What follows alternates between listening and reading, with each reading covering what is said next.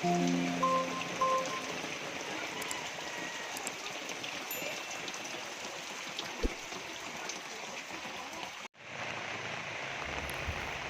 natin ng unang buwan ng taong 2023.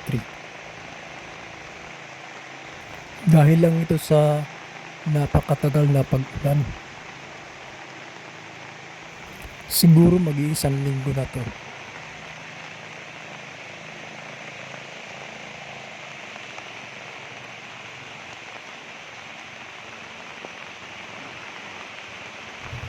Ganon katagal kaya umabot na hanggang dito ang baha. Tubig na.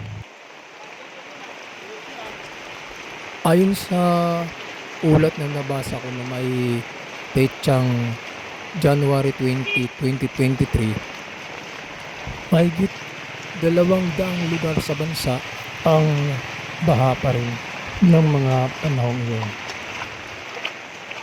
Ito ay dahil sa low pressure area, shoreline at saka amihan na nagsimula pa noong ikalawa ng Enero.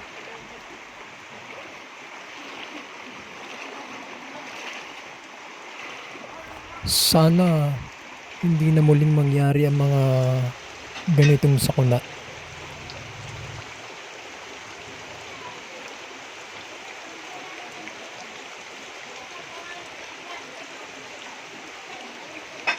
Maraming salamat po sa panonood. Hanggang sa susunod na video po kung loloobin.